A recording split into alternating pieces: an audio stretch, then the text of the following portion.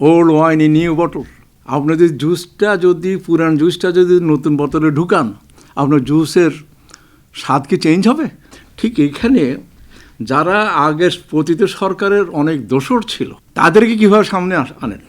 আমরা 2টা কেয়ারটেকার দেখেছি, সেখানে কেয়ারটেকারের লোকদের নিয়ে এত কথা হয়নি।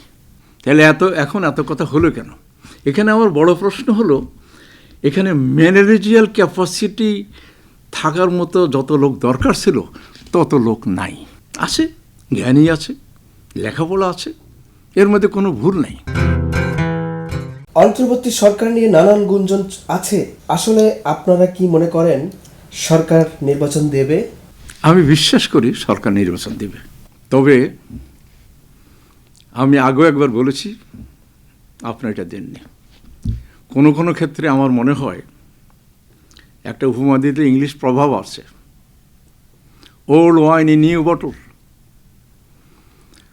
আপনি যদি জুসটা যদি পুরান জুসটা যদি নতুন বোতলে ঢুকান, আপনার জুসের স্বাদ কি চেঞ্জ হবে?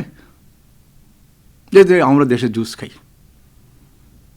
ঠিক এখানে যারা আগের পতিত সরকারের অনেক দোসর ছিল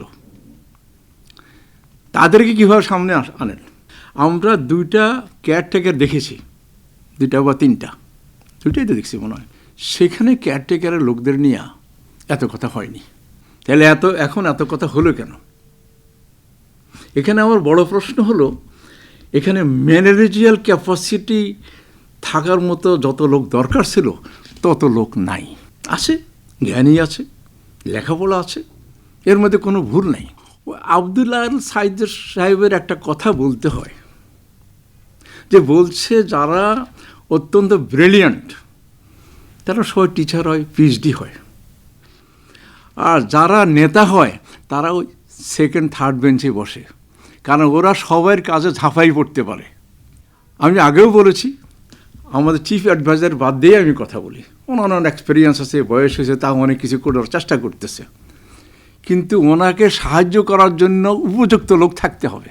ব্যাংক খাতে লুটপাট বন্ধ হয়েছে, কিন্তু সংস্কারের বিষয়ে তো অনেক বড় চ্যালেঞ্জ দেখা যাচ্ছে। শুনেন, এখানে IMF-এর পয়সা, ওয়ার্ল্ড ব্যাংকের পয়সা, ADB-র পয়সা, আমি মনে করি যে আমাদের চিফ অ্যাডভাইজারকে দেখে বা আমাদের বাংলাদেশ ব্যাংকের বর্তমান গভর্নরকে দেখে সবাই সাহায্য করতেছে, এর মধ্যে কোনো ভুল নাই। তার আগেই আসছে, এনাদের বিশ্বাস করে, এনাদের বিশ্বাস আছে বলেই তারা আমাদেরকে দুর্দিনে পয়সা দিয়ে আগাচ্ছে, এটার মধ্যে কোনো ভুল নাই। কিন্তু ব্যাংকগুলা গত 15 বছর যাদের হাতে ছিল, 2-4 জন পালাইছে, আর বাকি সবাই বহাল তবিয়তে আছে। সেখানে কোনো অ্যাকশান নিয়েছে? অ্যাকশান নেয়নি। বাংলাদেশ ব্যাংকের গভর্নর সাহেবের প্রতি আমার অসম্ভব শ্রদ্ধা। বাংলাদেশ ব্যাংকে এই পর্যন্ত যত গভর্নর এসছে, শুধু একজন গভর্নরের আন্ডারে এবং পরের এরা পতিত সরকারের হুকুমে চলত। আপনি আগের গভর্নরকে দেখেন, তারা কোনো দিন বাংলাদেশ ব্যাংক কোনো লুটতরাজে সামিল হয়েছে শুনছেন কি না? এখন ইনি IMF, ওয়ার্ল্ড ব্যাংক সবার সাথে জানাশোনা আছে, কিন্তু যদি ওনার ব্যস্ততা থাকে তাহলে অন্তত ওনার ডেপুটি গভর্নরকে ওনাকে একটা কাজ দেওয়া উচিত, যে এই ব্যাংকগুলো কীভাবে চলছে, এই ব্যাংকগুলোর ডাইরেক্টর কারা, এই ব্যাংকগুলোর MD কারা। আপনার এক্সপোর্ট শেষ হয়ে যাচ্ছে, বড় বড় গার্মেন্টস, টেক্সটাইল বন্ধ হয়ে যাচ্ছে। আমরা এই পর্যন্ত কোনো কিছু শুনলাম না এদের পিছনে করতে। অথচ 1980 সালে জিয়াউর রহমান সাহেব, মরহুম প্রেসিডেন্ট জিয়া রহমানের হাত ধরে এই গার্মেন্টস এসছে। এরপরে প্রত্যেকটা গভর্নমেন্টের সাহায্য করছে। প্রথমে প্রণোদনা দিয়েছে, তারপরে আবার যখন অনেক দিন পরে যায় তখন 1% ট্যাক্সও কাটতে পারছে।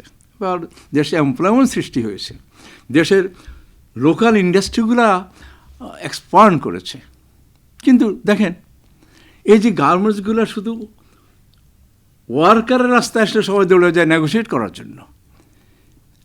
আজকে গত 15 বছরে 242 গুণ ইলেকট্রিসিটির দাম বেড়েছে, মালিকরা পয়সা দিতে পারতেছে না। ইলেকট্রিসিটি কোনোখানে খেতে 23 তারিখ 24 তারিখ 25 তারিখ একদিন পরে গেলে ইলেকট্রিসিটি কাটা এবং ফাইন হয়। শুনেন, এই দেশে আমি ব্রিটিশ আমল হইতে এই পর্যন্ত 3বার বড় ফ্যামিন হয়েছে। এই ফ্যামিন হওয়ার কারণ হইল খাদ্য মজুদ আর্মির জন্য করছে আর আবার ট্রান্সপোর্টের জন্য হয়েছে। কিন্তু মোগল আলমে এই এলাকায় কোনো ফ্যামিন হয়নি। কেন হয়নি? হয়নি এই জন্য তারা কৃষকের থেকে 10% ট্যাক্স কাটে রাখত। যখন অসুবিধায় পড়তো, ফ্লাড হ্যাভক, তখন ওই 10% ফেরত দিত, আরও কিছু দিয়ে তারা সাহায্য করত। আপনার গার্মেন্টস 80 সাল থেকে আসছে, আজকে 44-45 ইয়ার্স গার্মেন্টসের একটা ডিপার্টমেন্ট হয়নি। আপনার এখানে $1 বিলিয়ন এক্সপোর্ট হচ্ছে, নানা কথা বলে। তো সবাই তো আর এখন কাজ করে না, এতগুলো এমপ্লয়মেন্ট। এখন যে গাজীপুরে দিকে যান, আপনি দেখবেন অন সেল অনেক গার্মেন্টস বন্ধ হয়ে গেছে, অনেক অফিস টফিস বন্ধ করে চলে গেছে। আপনার তো মূল যে ব্যবসাটা দিয়ে বাংলাদেশ উঠেছে, সেই ব্যবসার দিকে মনোযোগ দেওয়া উচিত ছিল। আপনি ওগুলা মনোযোগ না দিয়ে শুধু আপনার এমপ্লয়মেন্ট শেষ হয়ে গেলে তো আপনার আইন শৃঙ্খলা শেষ হয়ে যাবে, আপনার লোকাল ইন্ডাস্ট্রিগুলো বন্ধ হয়ে যাবে। বাংলাদেশ ব্যাংক কি সেই ব্যাংকগুলোকে অ্যাড্রেস করছে যারা এক্সপোর্টে কোনো সাহায্য করেনি গত 10 বছর? আইসা যে এই ইলেকট্রিসিটি বাড়িয়েছে, কার স্বার্থে বাড়িয়েছে গত পতিত সরকার? যারা ক্যাপাসিটি চার্জ নিয়েছে। এখন দেখেন, এখানে ভালো মন্দ লোক আছে, সবাই ভালো এ কথাও বলবো না, সবাই খারাপ এটাও বলবো না। কিন্তু দেশের ব্যবসা আগালে একটা অ্যাপার্টমেন্ট বিল্ডিং হলেও সেখানে 3 জন দারোয়ানের চাকরি হয়, 10টা ড্রাইভারের চাকরি হয়। কিন্তু আপনি ব্যবসাটা ইলেকট্রিসিটি কতশো গুণ বাড়াইয়া কী করলেন? ক্যাপাসিটি চার্জারদেরকে পয়সা দিয়ে দিলেন। সেই ক্যাপাসিটি চার্জার কি দেশে পয়সা রাখছে না কোথায় নিয়েছে আমরা তো জানি না। আলটিমেটলি যারা ব্যবসা করত তাদের মধ্যে পয়সার অভাবে অনেকে বেতন দিতে পারেনি, অনেকে ব্যবসা বন্ধ করে দিয়েছে, অনেকে জায়গা জমি করে কোনো রকম সার্ভাইভ করতেছে। এইটা নিয়ে আমি এই গত 4-5 মাসে একটা কথাও শুনিনি, শুধু শুনতেছি খেলাপি ঋণ আদায় করো, বাড়িঘর বিক্রি করে ফেলো, ঠিক আছে, কিন্তু এমপ্লয়মেন্ট কোথায়? 1 জানুয়ারি 2024 চেঞ্জ টিভি পা রেখেছে সুরভিত 6 বছরে। সবার প্রতি নিরন্তর শুভেচ্ছা। চেঞ্জ টিভি প্রতিষ্ঠা বার্ষিকীতে আমরা এদেরকে ধন্যবাদ জানাই, চেঞ্জ টিভিকে উত্তরোত্তর সাফল্য কামনা করি। আর সাথে সাথে আমরা বিশেষ করে এদেরকে অনুরোধ করব যেন তারা দেশের পক্ষে এবং বাংলাদেশের জনগণের পক্ষে, ইসলামের পক্ষে, হকের পক্ষে, সত্যের পক্ষে তারা যেন সুন্দর পরিবেশন করতে পারে এই আশাবাদ ব্যক্ত করি। চেঞ্জ টিভিকে আমি তো মেলা দিন ধরে দেখছি। চেঞ্জ টিভি যতদূর সম্ভব বস্তুনিষ্ঠতার সাথে কাজ করছে এবং এই জন্য চেঞ্জ টিভির ভিউ আরও অনেক বেড়েছে, অনেক। আমি নিজে যে অনেকগুলো সভা করে মানে এখানে ইন্টারভিউ করেছি, কোনো ক্ষেত্রে আমি দেখেছি মিলিয়নের মতো হয়েছে ভিউ, মানে অন্য কোনো জায়গায় এত হয় নাই। আমি মনে করি চেঞ্জ টিভি ভালো কাজ করছে, প্রচণ্ড চাপ আছে, তার মধ্যেও চেঞ্জ টিভি যদি তাদের এই নিষ্ঠতা রাখতে পারে তাহলে এটা আরও ভালো করবে। আমি তাদের সাফল্য কামনা করি।